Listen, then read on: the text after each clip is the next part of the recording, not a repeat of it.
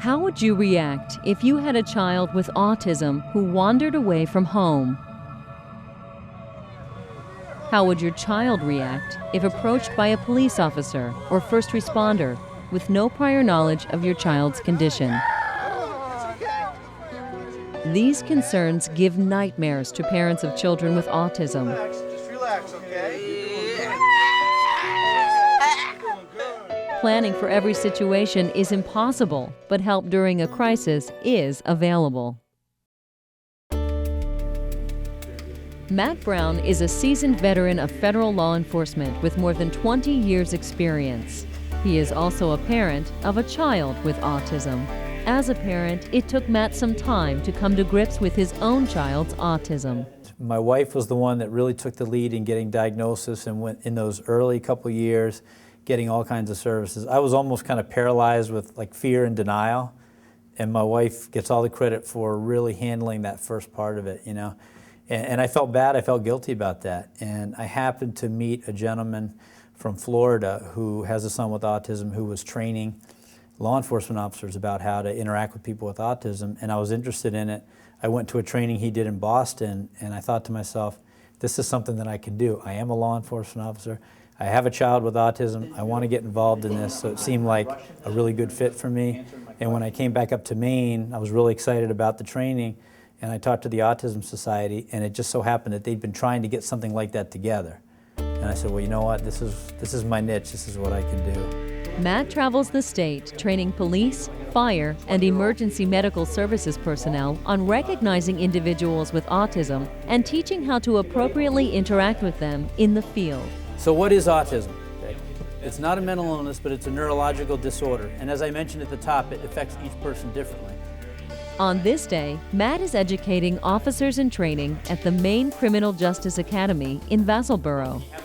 The class of officers is trained not only on the fundamentals of law enforcement, but also on specialized topics ranging from identifying people with autism to recognizing people with Alzheimer's disease and other medical issues. The goal is to improve officers' job performance.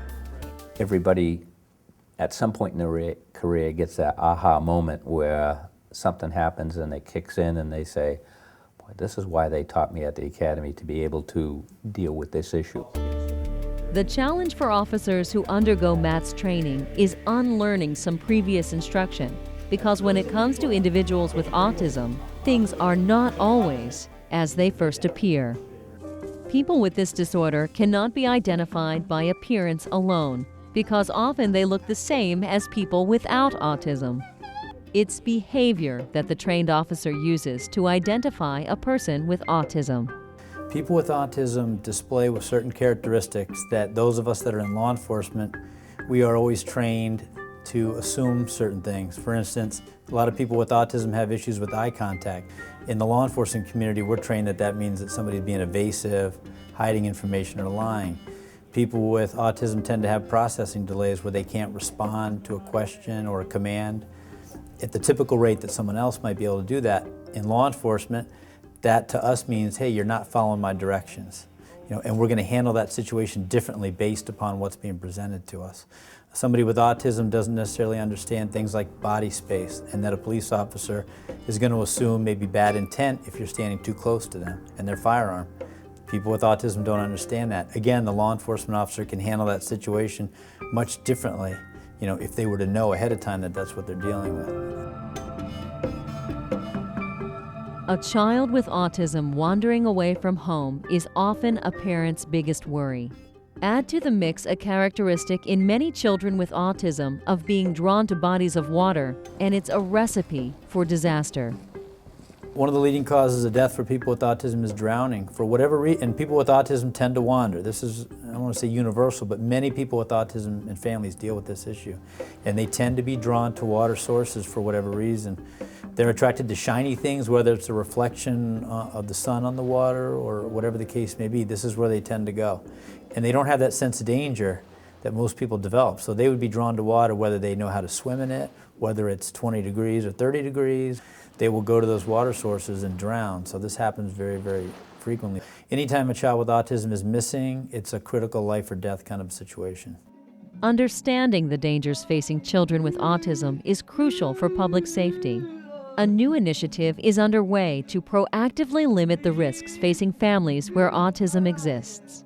One of the things that we're really pushing through the Autism Society of Maine is to identify themselves to their local law enforcement and fire departments. Let them know that they're out there.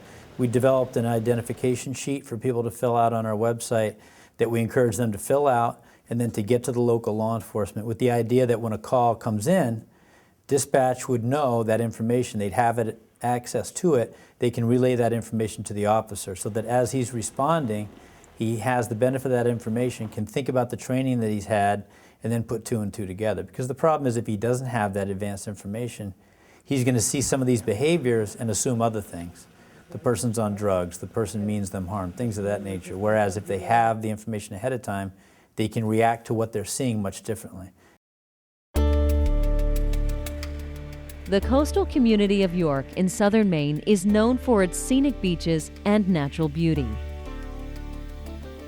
York is also one of the first communities in Maine to use the First Responder Awareness Registry. The process to get a child or person with autism on the registry is simple.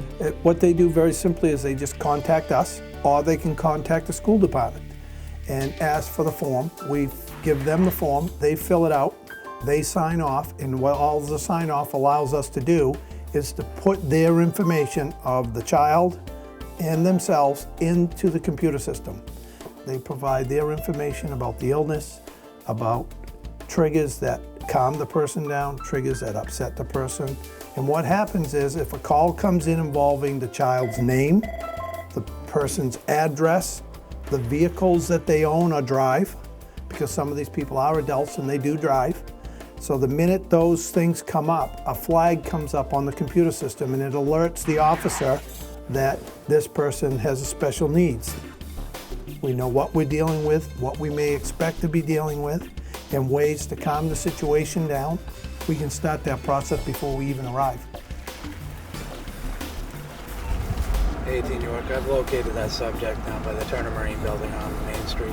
18 advised, I've located the subject, tell you to copy. If your child disappears on you, are you going to remember to tell the officer everything that you want them to know? Why not have that information already done ahead of time so that when that happens, they've already got that information? We've been really committed to making sure that people have the information that they need to be able to help us and to help him when he's in a bad spot. And you just don't know where that's going to happen anywhere in the community. It could happen at a local restaurant, it could happen in our neighborhood, at the beach, anywhere in the community. I can't say strongly enough, get that information out there so that officers have that information when they're responding to a call so that we can put these two things together and make sure that it's a safe outcome for the officer and for the person with autism. I just want to make sure that I can give you a ride home if that's all right? Yeah. Okay. When we come back here, you jump right in my car if you don't mind. Just you're not under arrest or anything, you're not in trouble. Learn more about autism online. Visit www.mpbn.net/autism.